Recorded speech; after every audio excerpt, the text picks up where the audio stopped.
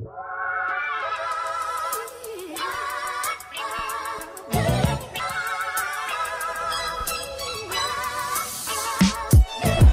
à tous, aujourd'hui nous allons parler des sélections avancées et comment filtrer la liste gauche dans ZX3. Nous verrons comment faire un filtre dans les listes et les supprimer, puis à quoi servent les sélections avancées et comment les enregistrer pour soi-même ou pour les autres utilisateurs. Le tuto est valable quelle que soit la version de ZX3, des versions avant la V6 et des versions après la V6. Allez, c'est parti. Alors, comme vous pouvez le voir, le design de mon Sedge a quelque peu changé par rapport aux dernières vidéos, parce que je l'ai mis à jour dans une version plus récente. Nous sommes donc ici en V12 R2 2022 au patch 30. Nous allons donc commencer avec les listes gauche. Nous allons aller pour cela dans la base articles. Nous allons faire un petit peu d'ergonomie. Nous allons donc commencer avec la liste gauche. Ici dans les articles, mais comme partout dans tout le logiciel, toutes les fonctions sont faites de la même façon, une liste gauche, une partie droite, et comme vous le savez certainement, la liste gauche se trie à partir de la première ligne de celle-ci, en indiquant des valeurs qui permettent de le filtrer. Par exemple, au niveau de la désignation ici, nous allons taper ligne, je fais entrer, et là tout de suite, le logiciel nous indique tous les articles qui ont en désignation ce que j'ai tapé. Alors, petite précision, au niveau de la V12, nous avons automatiquement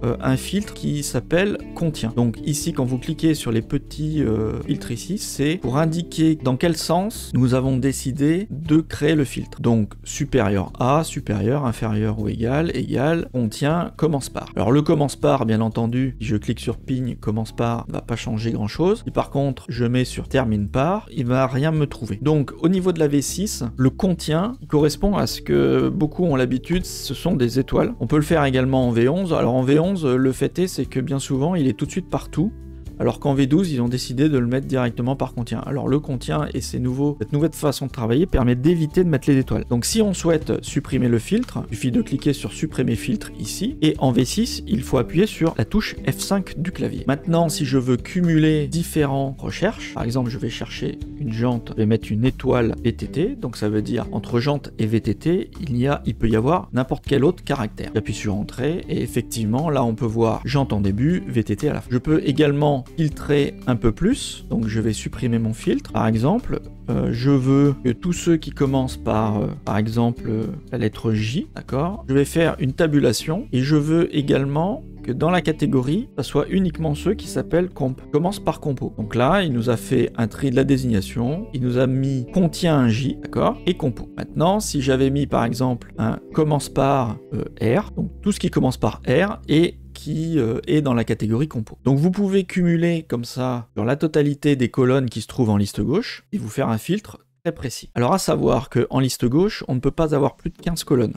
Bien entendu, par défaut, vous en avez un certain nombre qui ont été mis en place ou pas au paramétrage de votre dossier.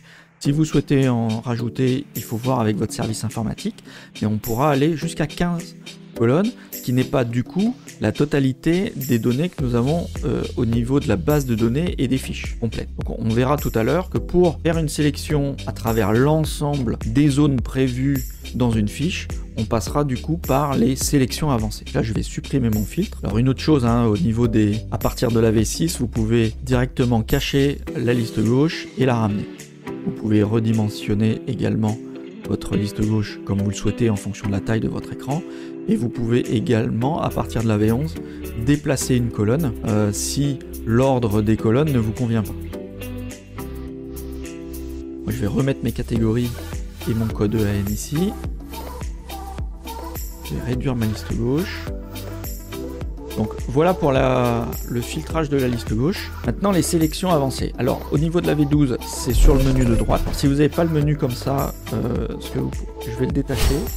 Normalement, en fait, en V11, V12, vous avez trois petits points ici qui sont à côté de la flèche de sortie. Donc vous cliquez sur les trois petits points, vous cliquez sur épingler et du coup le menu restera figé tout au long de votre session sur la partie droite de votre écran. Pour les versions avant la V6, en fait, ce menu sélection se trouve dans la barre en haut des menus du logiciel. Donc les sélections, on a un certain nombre de sélections qui apparaissent ici. Bon, bien entendu, elles sont conjoncturelles en fonction de la fonction dans laquelle vous êtes. Vous êtes dans les commandes, commande, si vous êtes dans les réceptions, si vous êtes dans les ordres de fabrication, effectivement, vous n'aurez pas du tout les mêmes sélections. Puis celles qui sont ici sont uniquement celles que moi j'ai créées ou qui étaient livrées avec le dossier de test. Donc là, comment cela fonctionne? Donc on a à partir de là des sélections qui sont préenregistrées. On a la fonction sélection avancée là qui va nous permettre de créer des nouvelles sélections ou alors de faire une sélection éphémère. Et on a l'option tous ici qui permet de réinitialiser la sélection qui aurait pu être mise en œuvre. Donc ici nous allons cliquer par exemple sur la sélection informatique. Donc la sélection informatique, elle va nous permettre de trier la liste gauche comme on peut le voir ici avec uniquement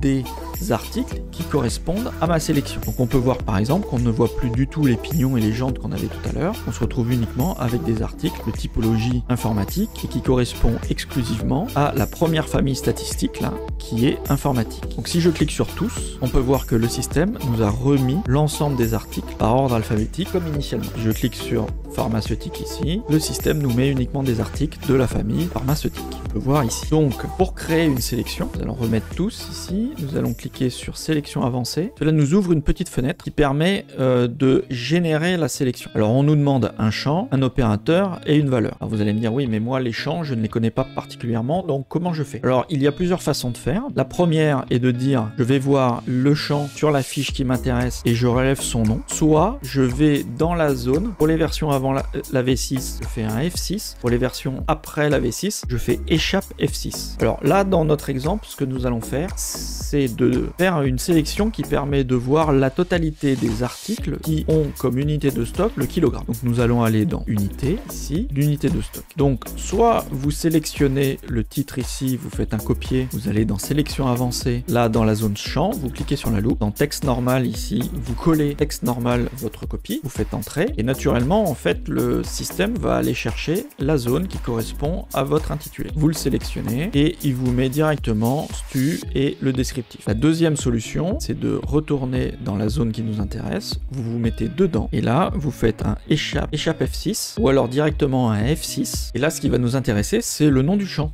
qui se trouve ici au final. D'accord? Donc qui est stu.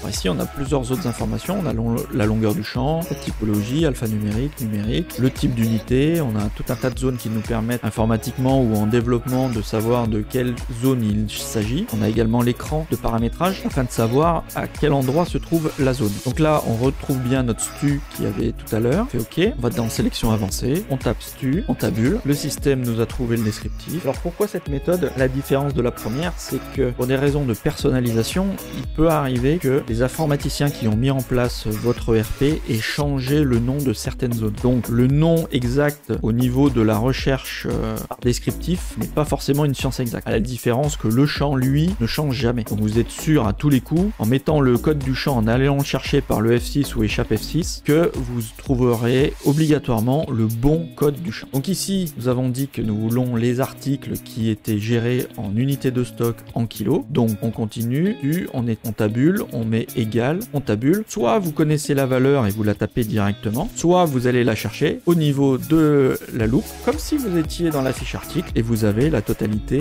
des valeurs qui sont disponibles pour cette zone. Une fois que vous avez fait votre sélection, vous faites OK. Et immédiatement, la liste gauche, elle est triée. On peut cliquer sur un article et voir que par exemple dans l'unité, on a bien des kilos. Si je change d'article, c'est encore des kilos. Donc maintenant que je suis dans une sélection avancée qui filtre que les kilos, tous les filtres que je vais pouvoir donner, admettons je veux des vitamines uniquement, je n'en ai qu'une, d'accord? Si je supprime mon filtre, il ne va pas me ramener la totalité de la base article, mais uniquement la totalité des articles en fonction de la sélection. La sélection est au final très restrictive et elle sera active tant que vous ne l'aurez pas enlevé ou que vous n'aurez pas quitté la fonction. Donc là par exemple, je vais aller chercher des propylènes et là on voit qu'il nous en a trouvé plusieurs. Et ainsi de suite, je veux un propylène dont le code EAN par exemple se termine. On va cliquer ici par terminer, par 32. Et là du coup il me sélectionne uniquement mon article. Je supprime mon filtre et le seul moyen pour récupérer en fait la totalité de ma base, je clique sur tout. Et là on peut voir qu'on est revenu à la sélection initiale avec les articles qu'on avait au tout début. Par contre du coup, comme j'ai cliqué sur tous, je reviens dans sélection avancée, j'ai perdu ma sélection. Je ne l'ai effectivement pas enregistré. Donc je quitte. La particularité aussi de la sélection avancée, si par exemple je reclique sur informatique ici, du fait que j'ai une sélection maintenant qui est active, je clique sur avancer et il va me précharger automatiquement quel est le paramétrage de cette sélection. Donc là pour le coup, coup, on voit qu'il s'agit bien d'une famille statistique qui est triée et que la valeur, c'est la 10. Voilà, si je clique sur la loupe, on voit bien que c'est pour la famille informatique.